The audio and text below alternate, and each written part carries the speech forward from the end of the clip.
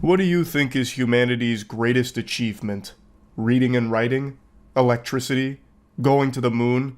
French fries? Well, what if I told you we hadn't reached our greatest achievement until 9 days ago? And I feel like this really flew under the radar. And luckily, YouTube's mysterious recommendation algorithm tossed me this video, and I gotta tell you, sports fans, my third eye was truly opened. We had been living in the dark ages until this brave YouTuber accomplished what I'm about to show you today.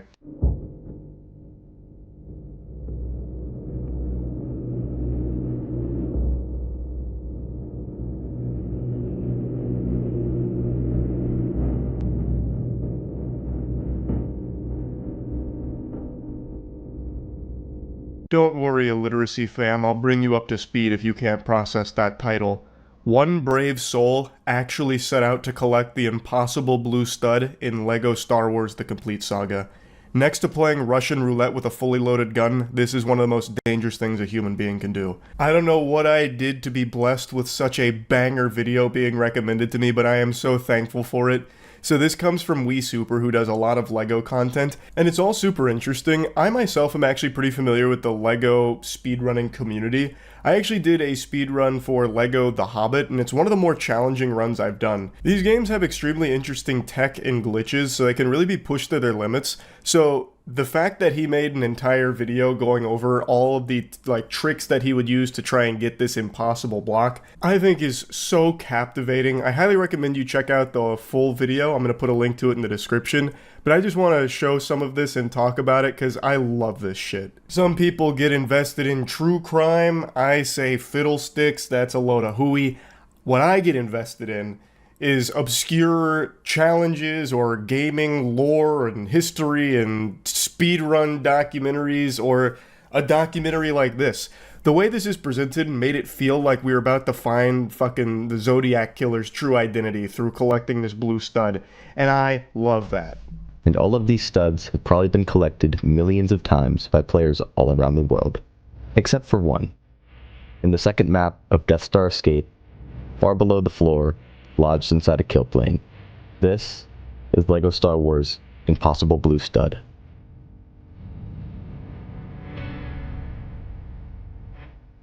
Almost feels like I'm sitting down to watch a Netflix documentary here on the blue stud. Why should you care, you might be asking yourself? Well, it's because it's never been done before, and something that's never been done before is worth doing. It's important to remember all of human history is built upon those who dare to try. When someone says, who cares about that? Like in 1928 when people were saying, no one cares about mold, that's lame. Well, Alexander Fleming cared about mold when he noticed mold was preventing bacteria from growing in his petri dish. And then bang, we got penicillin. Just saying. This blue stud acquisition here could be the sequel to penicillin. We could get penicillin too. There's no telling how deep this could go. The stud was quite literally inside a kill plane, meaning if you even try to get close to it, you just instantly die. And if I'm being honest, I had no clue that this area even existed for quite a long time. Like, what even is this platform? In order to get over here, you need to break a metal wall above the top of this hallway, use a grapple, go through a hatch leading to a platform with a whopping 2 blue studs. There are no collectibles in here, not even in challenge mode, so you don't even need to come over here while playing the game. Laying the foundation of the mystery here. To even access the area is a bit of a tedious task that many players probably didn't even know existed, much like WeSuper. You have to go way out of your way to get here. There's no reason to go here. There's nothing there in the first place except for these 2 blue studs that you can easily acquire, as well as the impossible blue stud. Why? Who put it there? It's like the mystery of the Stonehenge, but for LEGO Star Wars: The Complete Saga. Why is there a blue stud that far down, sandwiched in a kill plane? It's almost as if God himself is trying to prevent us from reaching that blue stud. The most obvious thing to try here is to just fall into it, but you won't even get close. You just hit the kill plane and respawn back up top. I tried doing a Jedi Slam, hovering over it, walking off the edge, jumping off the edge, double jumping off the edge. Nothing worked. This clearly was not going to be the way to go about this. That was the first thing I said when watching this video. Why not fall onto it?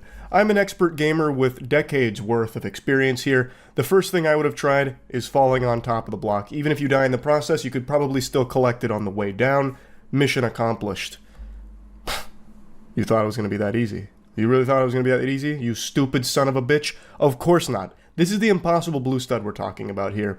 The kill plane prevents you from even getting close to it. My second thought to collect this stud would be to find a way to get underneath the floor and collect it from the side.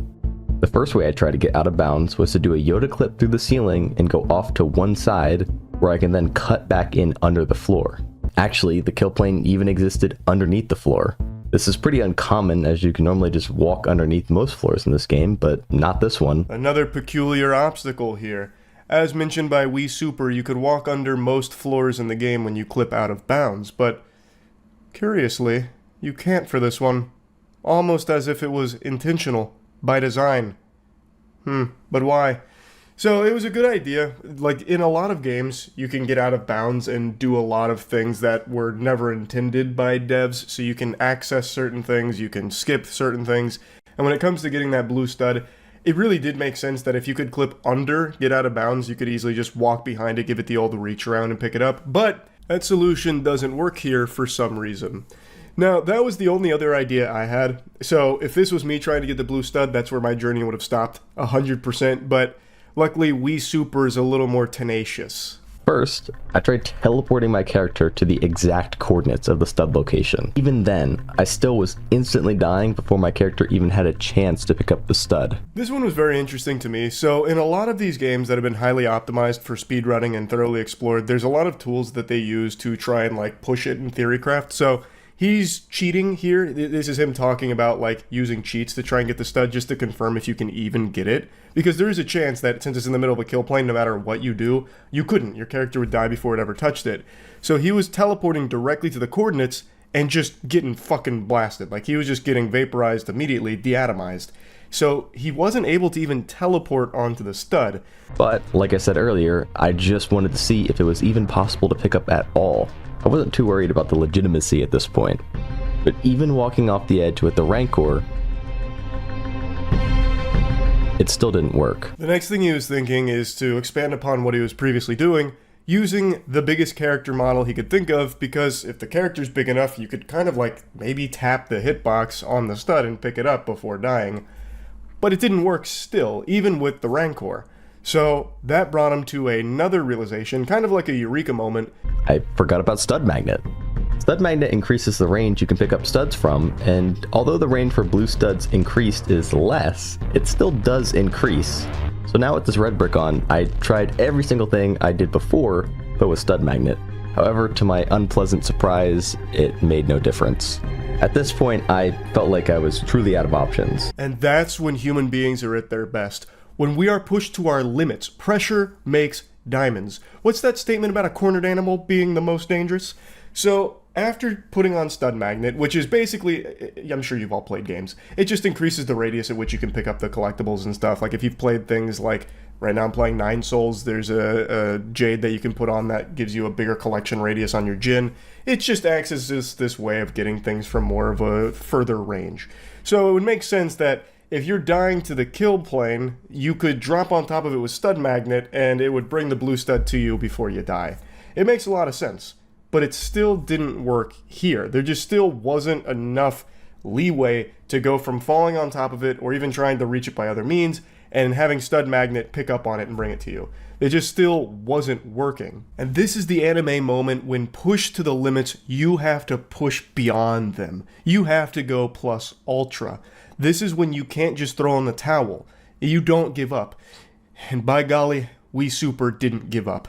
The only way I could somehow pick this up is if I could quite literally avoid the kill plane. Wait a minute, that's it. Real quick, when I was first watching this, I thought that was a spoiler right there where he just dropped onto the blue stud willy-nilly with Ben Kenobi and easily picked it up. I thought like the solution was as simple as just changing to Ben Kenobi and he can just do it for some reason. That is not the case. This is not a spoiler.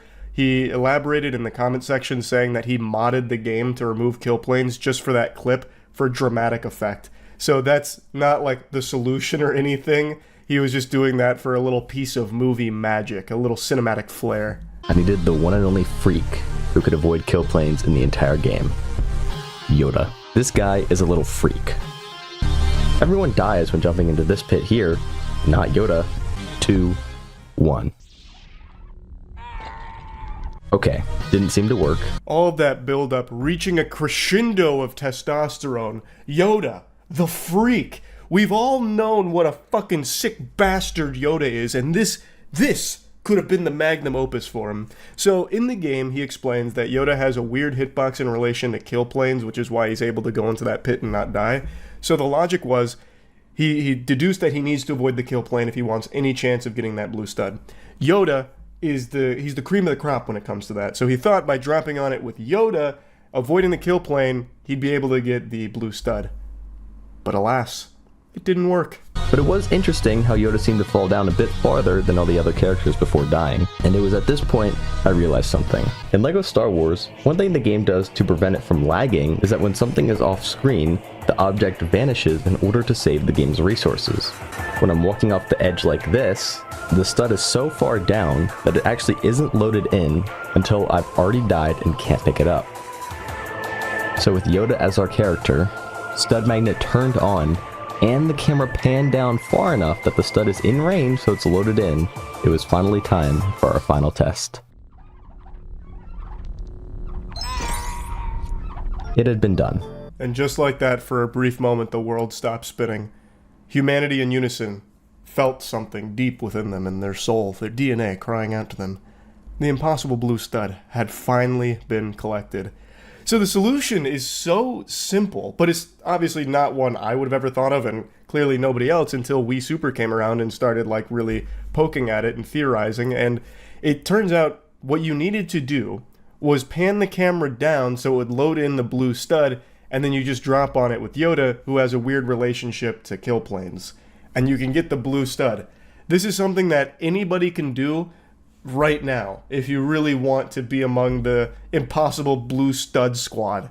Overall, just such a fucking great video. I love content like this. We Super made a great video. It was extremely interesting, and congrats to him for being the first to collect that blue stud. So yeah, definitely check out his channel. I got a link to the video in the description. Check out the full video, and yeah, that's really about it. So yeah. In 2019, McDonald's paid a YouTuber to create a sponsored video to try and get their audience interested in working at McDonald's, and together they created an abomination. The video comes from a vlogging channel who talks about how it was their dream to work at McDonald's for 2 hours, I guess. He works a shift at McDonald's, talking about how amazing it is. In the beginning, he talks about how easy it is to apply to McDonald's and how great of an opportunity it is. So very corporate. McDonald's is using this man like a fucking fleshlight. He's talking about McDonald's being basically heaven on earth with the way he's describing it. You know, I almost damn near applied to work there myself after finishing the video. But the whole thing is so condescending, and it breaks my #1 rule for human decency. Don't fuck with people just doing their jobs, especially in the service industry. Any job where someone has to interact with customers is absolutely miserable. Not even the deepest pit of hell would subject the damned souls to that level of torture. It's just that inhumane. So don't be that douchebag that makes their job worse. And unfortunately, this video annihilates that rule. I wouldn't be surprised if the vlogger is the Hamburglar in disguise. This is just downright uncomfortable. Per usual though, I'd like to give a quick reminder, don't harass anyone in this video. We are in the kitchen washing down there. This is so much bigger than I thought it was going to be. Her face right there really tells the whole story. He's just a nuisance. This is an actual workday with legitimate workers, not paid actors, just here doing their jobs, just hoping to clock in, clock out, call it a day. But this dude just rampages throughout the kitchen, bombarding them with questions, as well as just acting like an overly enthusiastic drunk football fan, and just getting in their way and talking down to them at points. This is good. This is good. Oh my word, look at that. That is the burger pressers. That's what cooks the burgers. That's mental. This guy's acting like a caveman seeing technology for the first time. He had his mind blown that patties were being cooked back here, pointing out the burger press is mental. Like, what do you mean? What do you think happened? You think Ronald McDonald was just in the back pulling the patties out of his asshole? Like, of course they're getting cooked back here. It's a fucking kitchen. That's what happens, you know? It's not sorcery. I don't understand why this grown man is pretending to be surprised that patties are being cooked. He's acting like a child at Disney World, just stunned by everything they're seeing and excited by everything. So I'm here with Ruben. How you doing? You good? We're gonna be learning how to make something today, a burger or something. But before we do, I wanted to ask you, how have you found it working at McDonald's so far? It's fun, it's challenging, every day is... He probably had to ask 20 workers that question before he got a response that wasn't just overwhelmingly negative. But he finally found someone who's here to play ball. Ruben seems to be a very nice guy, you know, saying it's fun and challenging. But now Ruben will face the biggest challenge of his life, teaching this man-child hype beast how to make a Big Mac for his goofy sponsored vlog. Ground here, That one? Yeah. Yep, goes in there. Middle one on this one. Middle one in there. And this one. Other way. Yes. This is... Look at that blank, lifeless expression here while trying to pretend he's having fun. He's trying his best to make this sponsored video something positive, I think. He's just missing the mark. He's trying way too hard to make this seem genuine. It comes across as so fake, especially considering that the vlogger is a millionaire. And you've got 4 stars here. Yeah, I'm a good He's trainer. got... Look, Yeah. I've got no stars. No, it's about teaching everyone. Awesome. Well, maybe one day I'll get 4 stars like you. Right, okay. So now we got the van. Just a silly statement because we all know you're not going back to McDonald's, you're just going right back to the mansion and vlogs. Down. Can we just do one? Yeah, one. Yeah. Yeah. I want more on this one. Oh, this one as well? I'm so happy. Okay, perfect. I've made my very own Big Mac. Successful order out. Yes. This whole video reminds me of that feeling when you get a Christmas present that you really didn't want, but it came from a family member and they're sitting right there watching you open it. So then you're obligated to pretend that you're excited about it and happy, like, oh wow, Mima, thank you so much. I really wanted a shake weight for Christmas. This is awesome. Fuck yeah. That's this video. He's just like, for some reason, so over the top happy about everything, even though it's pretty see-through that he doesn't care. It's just a sponsored post. But bless Ruben's heart, because this guy seems like such a great guy. He made the Big Mac himself and just let the vlogger put the patties on. So he didn't compromise someone's order for the sake of this guy's awful vlog. He still made a quality Big Mac because he didn't want the vlogger to ruin it. So hats off to you, Ruben, for that. That's how we do it here. This is, honestly, this is an operation. This is such an operation. Look, we've got burgers going. This is just mental. I never ever thought it was like this. Like, never. I'm really impressed though. I'm really, really impressed. Like, you gotta be on the ball. On the ball here. What do you mean? What do you think was happening at McDonald's? This shouldn't come as a surprise. You can see the kitchen from the counter when you're placing an order inside. Like, what did you think was going on back there? They have a wizard on staff who's just conjuring up all of your food when you place an order? Okay, we're gonna learn how to fry some chips, right? Yeah? This is something that I've wanted to do. One question I wanted to ask you, what's one skill that you've learned here that you never thought you would like to learn when you first started? I think I'd fit in perfectly, you know. I've got the skills, you know, I think I would learn a lot as well. There's just something wildly uncomfortable about this whole video. From asking these pseudo-interview questions to pretty much everyone he talks to. I think he was probably forced to ask these questions by the sponsor for the video. And then also just his fake enthusiasm. It's just bad. Flurry machine, oh my word, this is like a dream come true. So we're gonna make this, but I want to ask you first, you're the customer care assistant, damn. Well, look at you, that's great. So you're dealing with customers all the time? Yes, I do. Right there, right there. That's perfect. That's why you're the customer care assistant, yes. You see what I mean? There's something just off-putting about the way he talks to the workers here. Saying shit like, damn, look at you, or that's why you're the customer care assistant. Like, it just seems so belittling and talking down to them.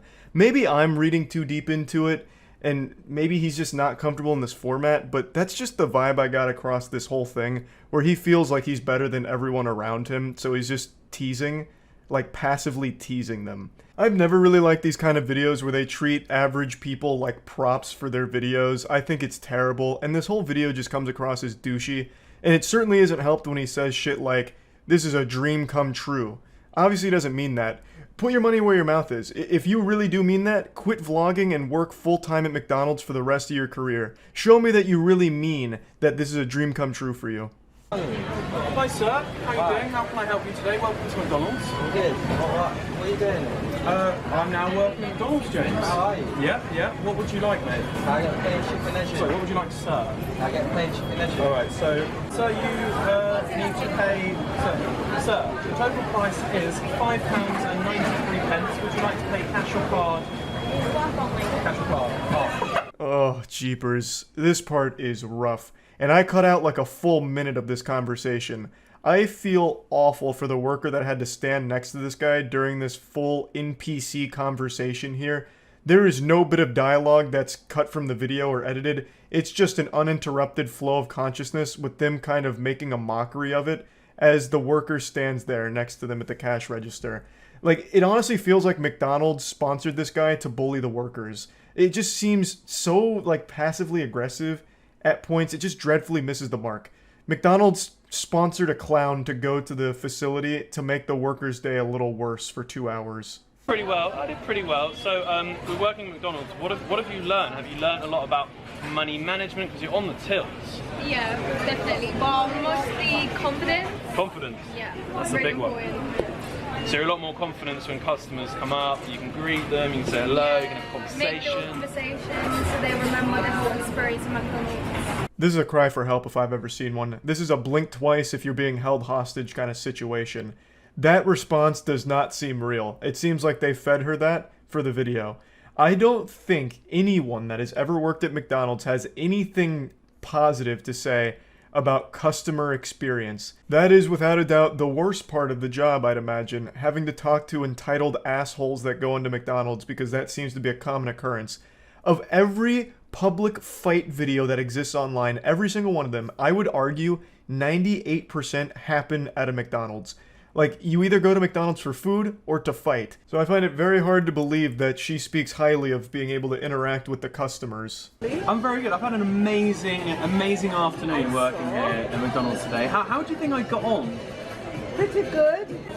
So do you think I could potentially work here or develop into another role? Yes, we would love to have you on our team. Lovely. Yes. Lovely. You have Well, that is great news. Now his dreams really can come true. He's talking about how amazing it is, so I have no doubt that he signed up right after this video ended, and if I visited this McDonald's location, I would see him right back there having a good time making the Big Macs and blowing him a little kiss, making him with love because of how much he loved it, clearly. I cut out a lot of this video because a lot of it was just him interacting with his cameraman or his friend at the cash register for a painfully long time, and then another uncomfortable pseudo interview, but I'll let him take it out here. Amazing shift. I worked with the best team ever over here. They're so hard working, and I genuinely didn't realise how much of a big operation it is behind me. I thought, it's kind of flipping the odd burger here and there, doing fries, but I've learned so many incredible skills from just being here for the day. I didn't cut out any of the work he did because he didn't do any. He didn't do shit. He did 3 things. He put 2 patties on a Big Mac that Ruben made, and he dunked some fries into the deep fat fryer and called it a day. Oh, actually, and he also made a McFlurry, kind of, but it was really the person next to him that made it, and he just held it.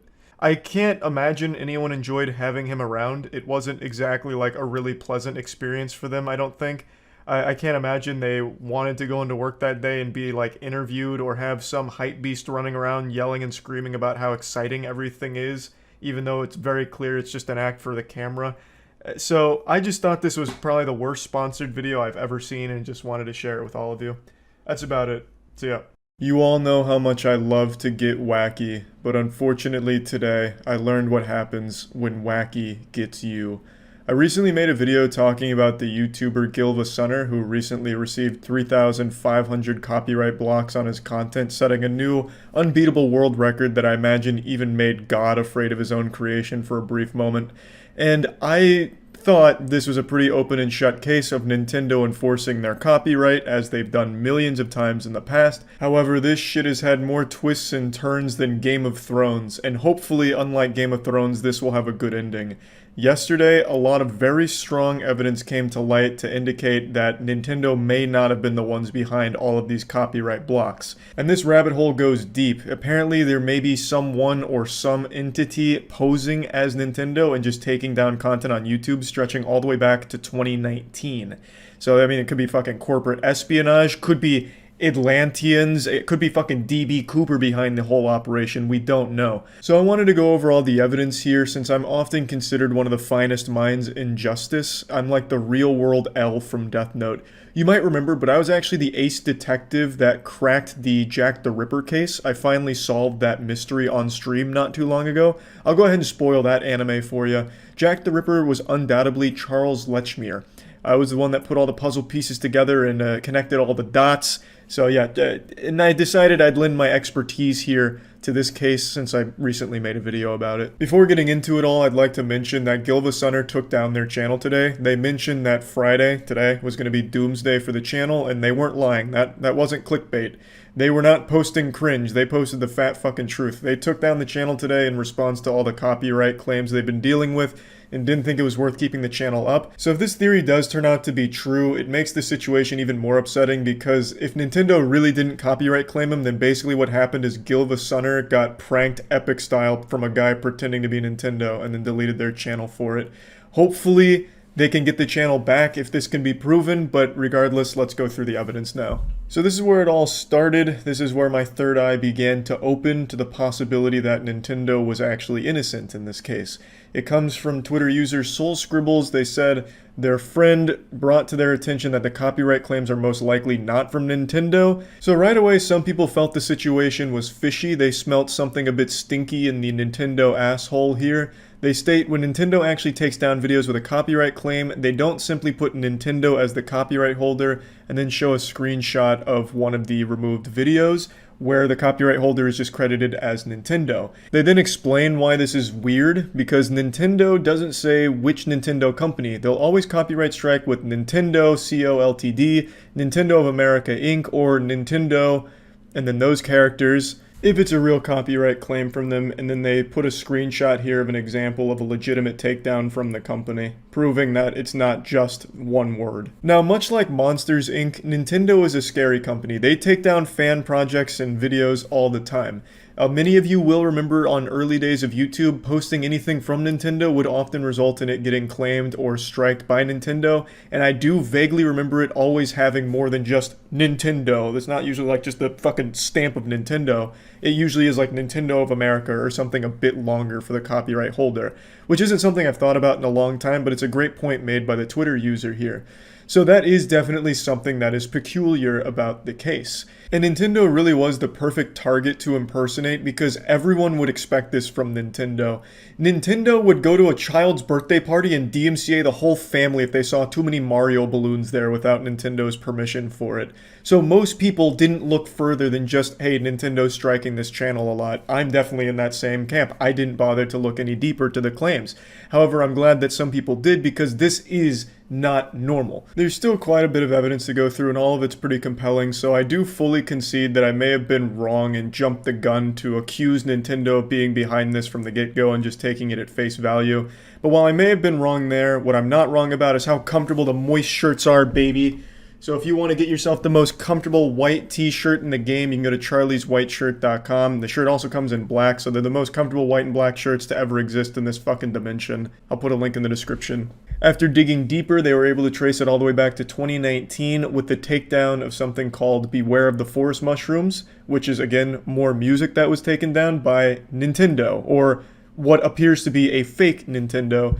And then they also looked into the emails a bit further and concluded that the Nintendo JP email that these claims came from doesn't even actually exist. So it's not an official email from Nintendo apparently, at least according to this investigation, which is another very fishy thing. And then the final tweet in the thread is an example of a fake Nintendo claim getting overturned by YouTube, which means YouTube must have been made aware that it wasn't the official copyright holder that was filing the complaint in the first place and put the video back up. I think all the evidence is pretty compelling. However, you have to ask the question, why? If this isn't really from Nintendo, Who the fuck is just bah humbugging and nuking all Nintendo music on the platform?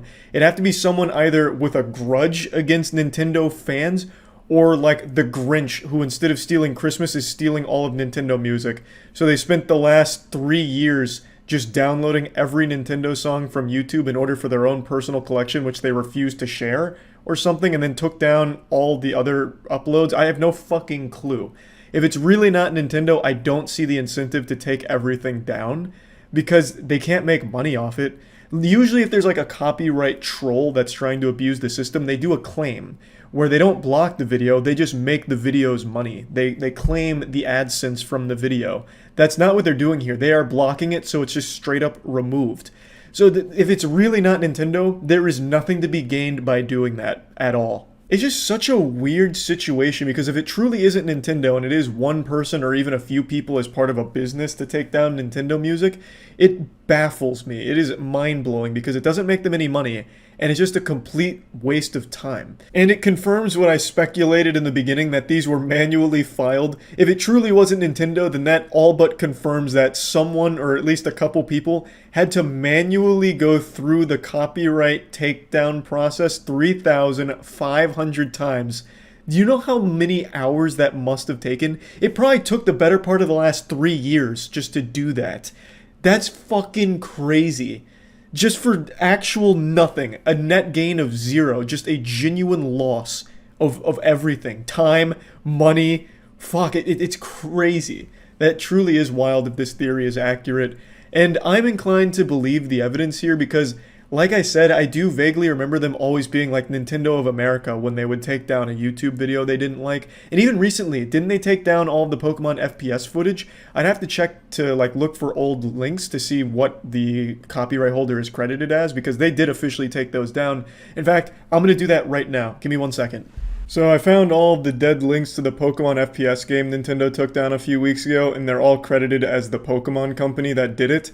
Whereas in Gilva Sunner's case, when some of his Pokemon music was taken down, it was still credited to Nintendo, so there's clearly a discrepancy here. Unfortunately, since Gilva Sunner did take down their channel, I can't actually find any of the old links to his Pokemon music to confirm that it was credited to Nintendo, but from what I understand, everything was credited to just blank Nintendo, nothing else, just like straight up Nintendo and not the Pokemon company here, which is how they always take down Pokemon related content. So I definitely do subscribe to the belief that this wasn't the real Nintendo that did this, which makes the situation even sadder for Gilva Sunner and really all fans of Nintendo music, that someone would bother going through this much effort just to take it down for literally no gain whatsoever. No financial gain, nothing. Just truly a waste of everyone's time, and in Gilva Sunner's case, his hard work.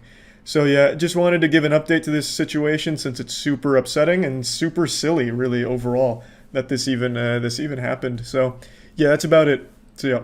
I know it's often hard to feel special or unique in this world full of so many people, but what if I told you that you, yeah, you asshole, are actually part of history right now? You are a small footnote in what I believe to be an unbeatable world record that was just set, that will stand the test of time forever. And 50 years from now, you'll be able to look back on this and tell your grandkids exactly where you were on this day.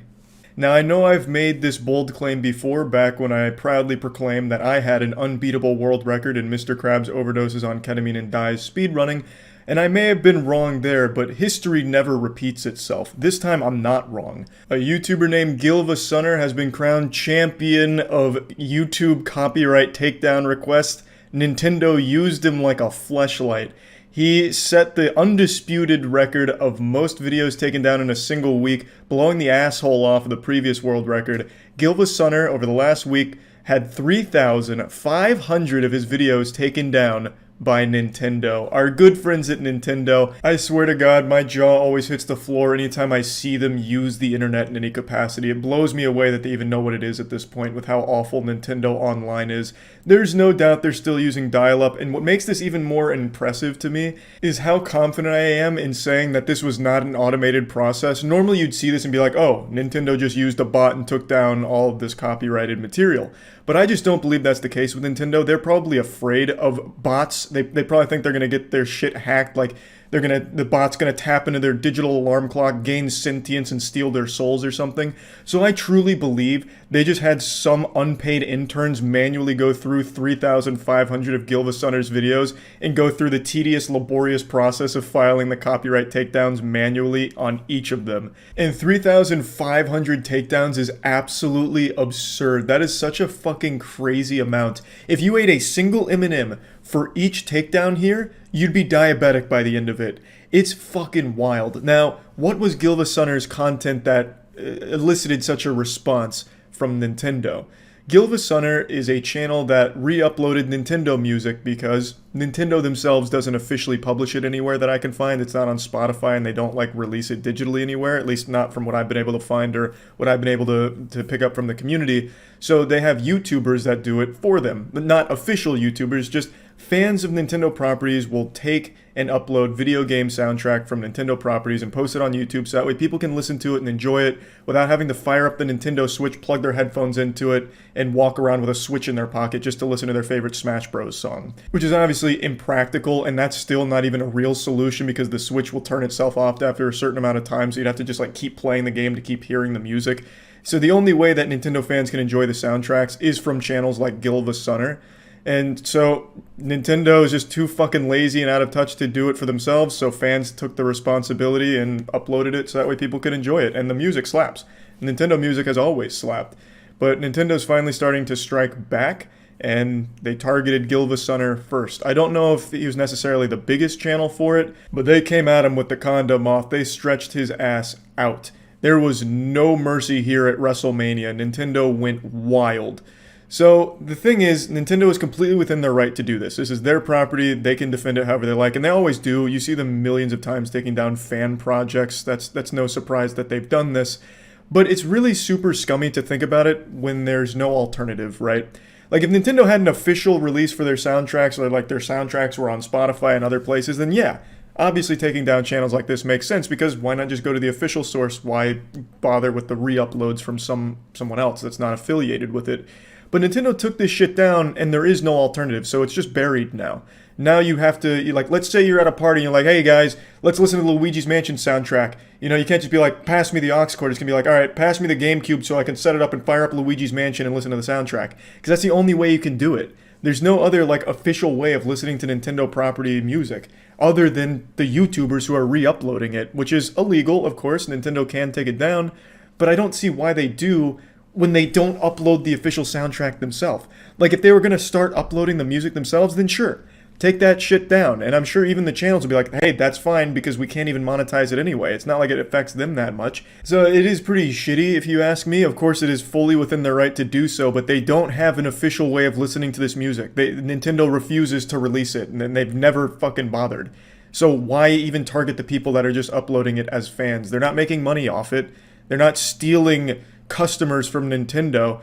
These fucking fossils that run Nintendo always surprise me with just how silly their decisions are. They are truly against fun, and they're just so behind the times, it's laughable. Again, look no further than Nintendo Online. I will always take every opportunity imaginable to warn people about Nintendo Online. I'm like one of those doomsday people that stand on the side of the road like, the end is coming, buy my eucalyptus oil or whatever. You know, it is really that bad. I will always take every chance I can to drop my pants and plant a little stinker sprinkler right on the Nintendo Online service and talk about how shitty it is. You are paying for the worst online service in the business. It is a joke. And Nintendo charging for it is nothing shy of Nintendo spitting in your face. It is downright unusable on certain games. It's so fucking garbage. And Nintendo doesn't care. They don't improve it. They don't bother. It's pathetic. You're better off trying to, like, fucking Wi-Fi battle with your friends while you're both stealing internet from a local McDonald's that happens to be dilapidated while during a thunderstorm. Like, that's the kind of service you get when using Nintendo Online. It is trash. And they don't do anything about it, and they still charge you money for it. Instead, they focus their attention elsewhere, like striking down YouTube channels that are just re-uploading their most popular songs that they themselves refuse to publish anywhere. Nintendo could easily sell these soundtracks and make a killing off it, but they don't. And I think it's the fear of what if the music gets stolen or some shit. I really can't wrap my head around why they choose not to. But I wanted to talk about this because 3,500 videos being taken down is massive. And the channel still has about 6,400 videos still up. So that number, they could still get pumped up a little bit. Nintendo may only just be beginning. Like maybe the interns needed to take a break, or maybe they had to, go to the hospital after work exhaustion, and they're just gonna have to get another wave in for more takedowns. We could see that number really fucking blow up soon. Like it's 3,500 now, but it still has the potential to almost get to that 10K mark. So we'll have to wait and see, but it's something I wanted to talk about. It's not surprising to see. Nintendo has always been ruthless with the way it handles its copyright enforcement. They are more fucking vicious than Viacom. And they're so out of touch that sometimes they forget that time zones exist. I remember when Hyrule Warriors Age of Calamity came out, the game released a little early in places like Australia because they were a little ahead, so they had the game a bit early. So people started streaming Age of Calamity, and Nintendo struck them down and had their channels banned because they didn't understand how time zones worked. So, if you're going to do anything Nintendo related, like post videos about it or content around Nintendo, just be careful. So yeah, I obviously feel really bad for Gilva Sunner here, who put so many years of work into this. I believe it was 11 years worth of re-uploading soundtrack from their favorite titles completely for free, making $0 off it, spending a ton of time on this channel, only for Nintendo to come in here and take it all down without even offering an alternative. So now that music is just gone for people to enjoy. They can't do it now. So Gilva Sunner announced that he would be closing the channel in the next few days, which is extremely sad. There is still 6,400 videos on it, so I wish he wouldn't close the channel. I'd really like to see, at least maybe if they decide to overturn their decision, maybe they have a change of heart. The power of friendship finally wins like it does in all of Nintendo's games. Maybe they're like, hey, maybe we're the bad guy. We'll put it back up, at least until we announce our official soundtrack source. I really just don't like when, someone like Gilva Sunner decides it's not worth keeping it up, because I always think it is. And even if nothing else, why not just extend that world record, man? You got 3,500 takedowns in a week. Like, let's see if we can hit that, like, fucking 10,000 mark. It's right in our sights. Like, we can see the finish line. You just gotta keep the channel up, gotta believe, But anyway, I just wanted to share this story because it was again, another instance of Nintendo being a joyless, soulless corporation, and it makes me fucking upset. Because I do like their games, always have, but I've never liked the company. At least not since it's been very clear that they hate their customers and their fans. So yeah, I just wanted to talk about it. That's about it. See ya. Minecraft Twitter, what's up with that, huh? Wacky, goofy shit going on there. This is probably the millionth video talking about Minecraft stands on YouTube, but I wanted to kind of talk about something that just happened that's kind of got my ass greased up a little bit. I'll just break it all down for you, give you the full lore update, although I'm sure most of you know. On Twitter, one of the biggest, most toxic communities is the Minecraft stan community, with people that are extremely obsessed with Minecraft content creators on the internet. And this community eats itself alive. This shit is actual cannibalism. If you see a Minecraft stan on Twitter, just assume that they've tasted human flesh before. They're like little piranhas or catfish, just constantly eating shit for no reason. They just go out of their way to make themselves as miserable as possible and find things to be upset about. And it's usually the things they love the most. They absolutely murder the content creators that they're obsessed with. If anything goes even slightly awry with the perfect image they have of their Minecraft YouTuber, they lose their fucking mind about it and go on absolute Twitter rampages and trend everything about it. So recently this happened with Tommy Innit. Tommy Innit, very popular Minecraft player. He's a 17-year-old kid. And these bloodthirsty warriors on Twitter recently blasted him multiple times over the course of a couple days, and then he finally made an announcement saying that it's just been too much for his mental health and he's having to go to therapy now and doesn't really want to engage online anymore, which is pretty extreme considering he's a 17-year-old kid. So they successfully bullied a child for nothing. With backlash like this, you would have expected it to be something extreme that caused it, like a video of Tommy slitting the throat of a puppy, or Tommy doing something crazy like saying he doesn't like BTS music.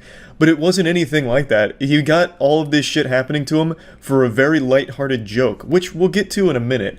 But I want to explain, he's not just going to like up and quit the internet as far as I know. It's just mainly targeted towards Twitter. He no longer wants to be there, which is completely understandable. Twitter is the most miserable place on the planet. It'd be more fun to live in an active war zone than it would be to spend an hour on Twitter. Truly vile garbage with absolute trash people on that platform. And I want to explain one more time just how ridiculous the Minecraft stands can be. There's entire pages dedicated to just keeping track of what Minecraft YouTubers are listening to on Spotify at all hours of the day. So when it gets to a song they like, they can make 50 tweets about how excited they are that their favorite Minecraft YouTuber is listening to it. It's extremely unhealthy. And then they'll turn around and go from this, the worship, to absolute hatred and vilifying them and calling their favorite Minecrafter a demon and a Satanist, a racist, a homophobe, all kinds of truly deplorable titles that they'll just immediately snap onto them. Just absolutely wild stuff. Is extremely sad to see. One of the saddest things though in particular, and this doesn't really have anything to do with the current situation, for a while there was a trend among Tommy Innit stans and Tubbo stans to sexualize both of them and make them have like romantic fanfic together, despite both of them being underage.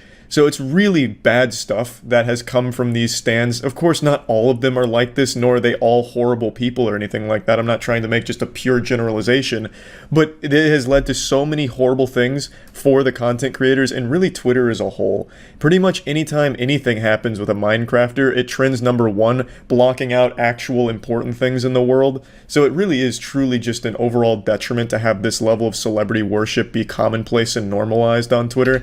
I really think parents need to do a better job of raising their children and monitor their online activities, because what's happening is these YouTubers are unintentionally raising a whole generation of kids. And if it's not the YouTubers doing it, it's the children in the fandom raising other children on Twitter to join the fandom like a fucking cult. It's like Lord of the Flies shit with children raising each other, which is why you're having things like this happen. So let's get to the Tommy Innit situation that brought all this up. And it really wasn't just like one thing in particular, but it really started when Tommy made a joke about Jay Schlatt.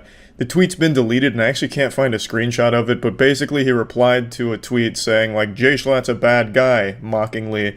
And then the Minecraft stans got really upset about this, so they trended something called Tommy Neg, meaning Tommy negative, so it's just them shitting all over Tommy to make it trend, so you could just see nothing but shit on Tommy, because they didn't like that he was making light about Jay Schlatt.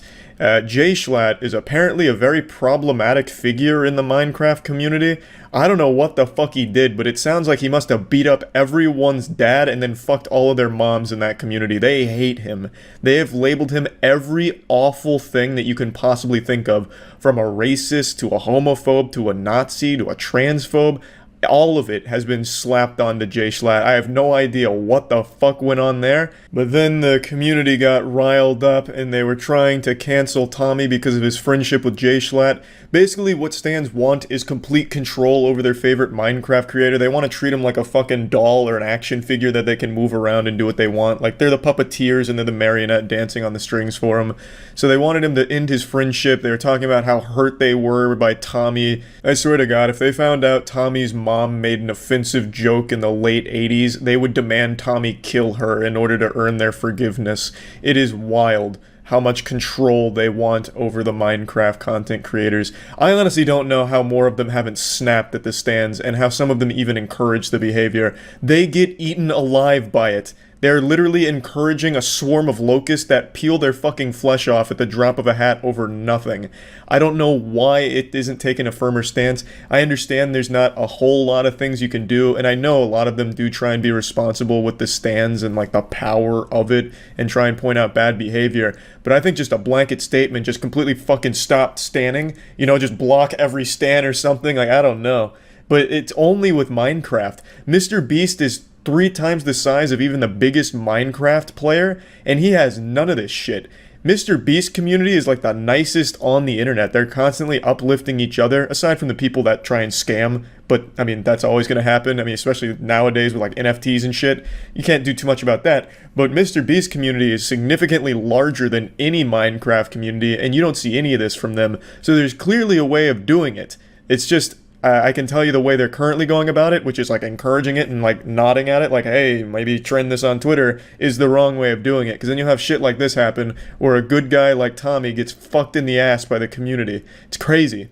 But again, I'm getting sidetracked. This is actually a pretty passionate topic for me because it's so unhealthy both for the Minecraft player and the people that obsess over him. It's not good for any of the parties involved here at all. They're both constantly like a parasitic relationship and constantly miserable because of it.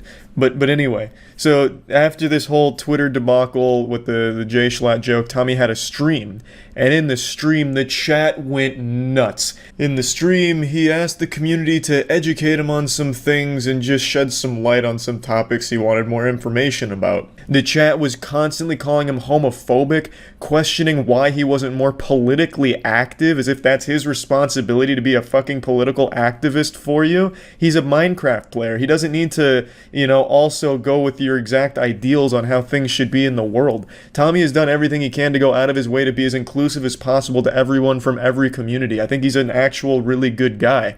And to be completely shit on, even though he's done so much for so many people, is just absolutely repugnant.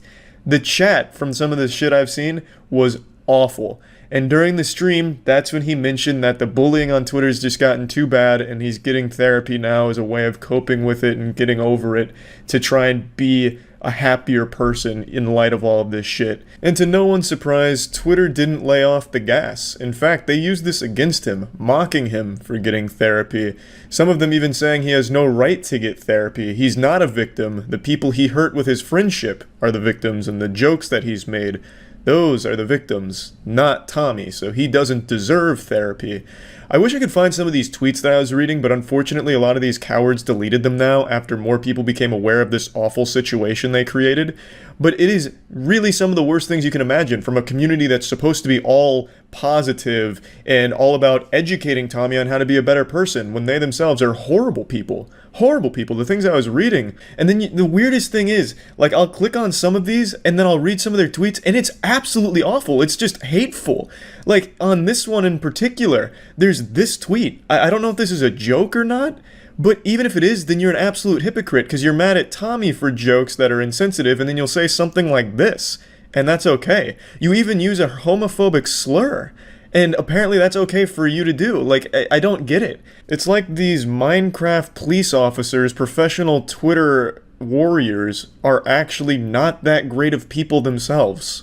As always, don't go harass anyone in the video or anyone that participated in any of this. Don't do that shit. That makes you just as bad, if not worse, than the people that actually participated, so just fucking don't.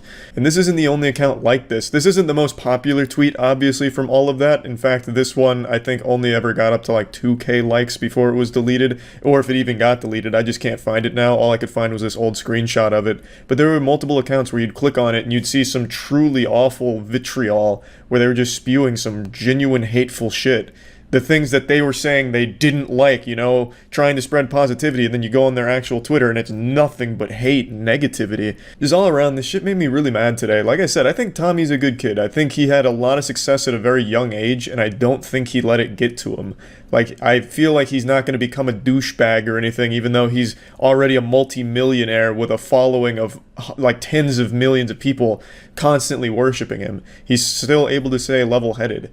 And he recognizes that Twitter's a horrible fucking place, and they bullied him off of it, and now are mad that he's off of it. So when he left Twitter, or at least said that he wasn't going to be as active on it, Twitter fucking attacked him for that, immediately proving why he didn't want to be there anymore. Like, it's a community of people that just love to hate, and that's all they like to do. It's people that always want a constant enemy, a villain to attack. And for some reason, they choose their heroes to do it to. It makes no sense to me. This happens to Dream once a week at least. And it's happened to other Minecraft players as well. It's just crazy to me. And it's really upsetting to see it, to be honest. I think there needs to be like an age limit on Twitter, man. Like, you shouldn't be allowed on Twitter if you're under the age of 18. Because it is just not healthy for anybody letting kids on that platform. It is just fucking not. It's bad for everyone's mental health. So anyway, I just wanted to talk about this whole thing because this one just fucking blew me away. And that's about it. So yeah. He cut his hair. Kissing and how to have a good kiss with a girl. Oh, now she's not gonna want to kiss you. Now you have to pay her to kiss you. Shows her that Cut your hair, man. What are you doing? And that you have kissed and work up to neck kissing. Oh, we could do neck kissing too. Please, no. and No. making I didn't out get. I didn't and get paid being enough for that. really No. handsy, kissing her with your hands. That I and will making her report that as a feel very crime. Sexy, but I want you to remember what's going on. I get it. on A kiss is date, important. and Yes. You can kind of feel the sexual tension I rising. actually think it's and then important to, after the you first guys kiss, feel when shake her. it's the You know, time give to her have something that'll kiss, shake her and if core a you need little bit. help Like on say, when hey, to kiss a girl, I'm actually only I have another 14. video for that, and I'll And put see how that she in the responds. description, and how to actually If she get a responds kiss. negatively, This is I mean, just she's for not worth it. You actually know what I mean? kissing. But She's when the clearly girl not in it knows for and me. You know that the kiss is nervous. It's okay if the first kiss Why is this guy stalling so hard? He's never kissed a girl before. Tried to kiss her and then like she kind of you either. How many straight up or bracelets down, is he wearing? Was that 20 bracelets? Or you kiss at an angle. Also, this is that. I always like to kiss One for each this way. kiss. So if usually Right. you can go on the elbows or on the waist. And then the put most romantic the way fist to out kiss to a the girl. side for a fist And bump it's from also your the best frat way bro that you asked to go to this party make with. sure she's not going to be her face. You can have one hand, I guess, but it's much more romantic and movie. If you have a chiropractic background, you give her a little neck adjustment. Hands right here. Let's say They you're like talking that? and you're having a little bit. This is like some anime shit. There's gonna be like little sparks flying. Your lips, like she's about to get it. Oh, So Hector! you put both hands on here. If you really want to be, if it's a really Yes. romantic moment, you can Very brush romantic. her cheeks and you can say, "Wow, you're so beautiful." Tell But her. usually if Tell you're her, just not looking me, for a Hector. kiss, you Tell go her. up, put your hands here, fucking tell and her. then you can go straight on like this. He's done it. His first kiss And on you wanna air. Make sure that you end the kiss yourself. They said You it wanna couldn't be done. in control, because it's great. Kissing is great. He's already but come, you so he's wanna stopped. show that you're not too eager. He's done. Again, that you have experience. Yeah, you doing can go. this, You can go. And that you're in Tutorial's control over. of it, and that she's I the need one to go who's gonna clean be up. chasing and lean on your side, and you. That's when you wanna start to telegraph freestyle it a little so she bit. knows which side to lean to, so you don't smack. Get her with a each other's 360 faces. kiss. And so you lean to the side that you're going to be leaning on. Now watch, there's a detail here. I'm on her bottom lip. Obviously, because I'm shorter, this is going to be natural. But when you're in control of it, This is when you suck on her physically, too, chin. she's going to feel more feminine. Yeah. Because as a man, you're in control, like we lead. What does she So think? Does she focus on agree? Kissing the bottom That lip doesn't matter. It doesn't matter. It doesn't matter what she thinks. like that, and then Oh yeah, just like that. you're opening up and closing. All right. I know this is I think I've got it detailed, now. but some of 20 you don't know how to minutes? fucking kiss, and I've heard from girls that a lot of guys don't know how to. トマス・アルバ・エジソンの3倍だ This guy's much cooler than That Thomas includes a Edison. wig for self-defense. Granted, my only exposure to Thomas Edison was Jimmy Neutron, but Meet this guy looks a lot Yoshiro cooler. Nakamatsu. Largest collection of Legend of Zelda memorabilia? Hey, our first female collector. Wow. Look at all of that. Is that the whole collection? Just no one collects Zelda shit? And I thought it so I bet well. I have something she doesn't have. Game, Majora's Mask. The Thorax guitar. Nope, I immediately is, just saw it. It's the maybe Master most Sword. unique item in my collection. Well played, I Anne. think Well there played. are only 7 in the world. Actually, I have something she doesn't have. And I She keep wouldn't buying want. it, so it will just keep growing. Oh yeah. Hey Anne, your collection's not complete without one of these limited edition. What the fuck is this brand called? I'm pretty sure it's just like a bootleg controller. Limited edition, bootleg Nintendo Switch Zelda controller. 10 grand, Anne. 10 grand. You can complete collection. I'll be expecting an email. Man, this place is looking like a fucking dope-ass club here. それがやっぱり一種の高骨感にもなりますし This is awesome. Why can't church be like that over here? トラックを乗っけてみたりとかね This looks fucking cool. でその音楽 I'd を go ベ here ー just ス for the に concert. 照明であるとか Enter Japan's bizarre museum of rocks with faces. 実はこの館には面白い人がたくさんあるんですよ。で、 Yeah, you just zoom out and there's a rock that has my exact face on it. 変わったのが来ましてね。のには目と口です。 There it is. That's definitely a face right there. たりね、口が That was a face and a half. Was that a John Goodman ま rock? ずいでしょ。 What is this? Almost primitive technology? Someone said go to the comments that has timestamps.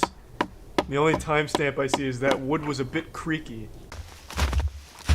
How helpful. Oh, I see he shit his pants. Yeah, the guy actually just fucking shit his pants. That's big.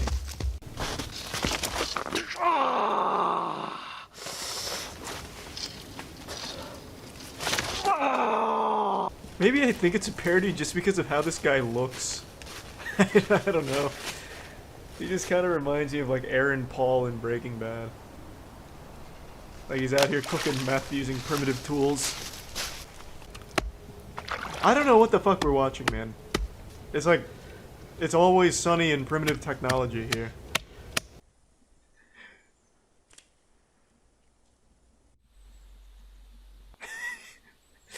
This is pretty fucking good, man.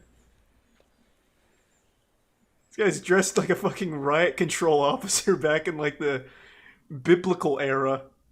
Fucking got body armor on and a little fucking bow and shit. This guy probably actually lives out here too. Like he's committed like 5 times as hard as primitive technology. Oh, this is where he makes those shoes he was wearing.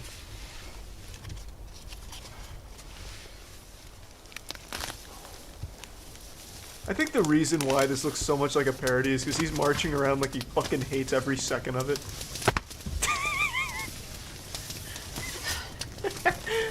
God damn it! I just want some fucking YouTube views, damn it! Damn you, primitive technology, you motherfucker! I'm literally living out here. Like honestly, this guy seems better at it than primitive technology. To be fair. Wow.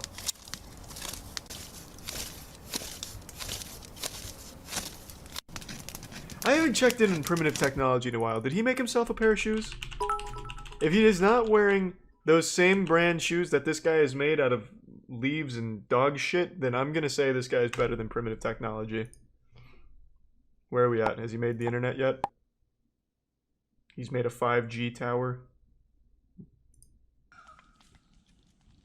No shoes. Rookie. Rookie! You're nothing compared to Survive Alone. Ooh, what's going on, lit fam? How's your cum coming? You coming good? Let's keep on coming and blow some more loads in our pants as we get rock hard looking at our favorite YouTube prank celebrity power couple, Nate Garner and the Garner Gang, baby. They're doing the fucking pause challenge, so I hope you've got a condom on, and I hope you've got a butt plug firmly in your asshole. Take it away, Nate. Pause! Oh, get me started early. Chills all over my body. Pause. Oh God, what are you doing? Oh! Yes, the Garner Gang, baby! God, fucking love the pause challenge. For those of you who aren't 9 years old and don't get off to the softcore porn on YouTube, the pause challenge is the wild and wacky new challenge the YouTubers are doing where you pause your significant other doing something wild and wacky, and then you fuck them. You bend them over, and you raw dog their fucking butthole on camera for the children, baby. Let's get back in there, Nate! I'm pregnant. What? Pause. Play. Oh, wow, are you pregnant, bro? You smashed me too hard. Well, yeah, of fucking course, it's Nate Garner. He only knows hard smashing, hard clobbering, the fattest mashing of pissers. Of course he fucking smashed the baby up into her vagina. Nate Garner is so goddamn good looking, he could eat out an 84-year-old grandmother and make her pregnant just through the fucking cunnilingus. God damn it! You think he wasn't gonna smash the fuck out of you? You gotta be fucking dumb. Yes, you guys, you already know what we're doing today. We're doing an epic Pause challenge today, baby. We're gonna do the pause challenge. So we're gonna pause, play. Oh, hey, pause! Stop messing with my intro, baby! If you guys are new here, wait, I forgot to say it, dude. Go! Oh my God! These two were like literally born to be YouTubers, like some Powerpuff Girls shit. Professor Utonium mixed sugar, spice, and supreme clothing to create the perfect douchebag YouTube shitty content creators, and then bang, he accidentally had twins and now they're pretending to date. It's fucking incredible. They were literally born in test tubes to be YouTube douchebags. They're perfect for each other. The fucking girl, pause, play. Like, it's unreal. It's some of the shittiest, most generic douchebag content I've ever seen, but god damn it if it doesn't make my dick hard as a fucking diamond, an adamantium dick it gives me. Let's get back in there. You gotta deal with me. Play. Morning Garner Gang! Welcome back to another video. If you guys are new here, don't forget to smash the subscribe button. Oh yeah, I'll smash that subscribe button. You bet your sweet fucking ass I will. You should also go smash the follow and subscribe button at twitch.tv/moistcritical. I don't usually wear a snapback and I don't often jerk off to YouTube douchebags, but when I do it live. You might catch me jerking off. Yeah, I'll just make it look like you. Oh, that's so super pause and mute. Did you catch that textbook pussy slap from Nate there? Just, oh, might as well make it look like you peed. Start fucking tickling her clitoris and flicking her bean and shit. No, don't do it to me, please. You're doing it? This is what you get. This is what you get. Oh, that's so weird. Oh, that's so weird. Hey, That is why I'm subscribed right there, Nate. Yes, now I have to change my fucking pants like I always do watching you and Carissa get into your prank wars. This is shitty. I fucking hate YouTube content like this, man. But this is how you speedrun YouTube right now. So take notes from the Garner Gang. The dude's channel's blowing up. This is literally just the most generic, shitty content there is. But it's exactly what YouTube promotes and exactly what younger audiences want to see. So hey, you do you, man. Keep pulling your girlfriend's pants down in public and whatever other shit and slapping her vagina on camera and whatnot. Softcore porn, baby. That's that shit. Fuck yeah. That's it. See ya.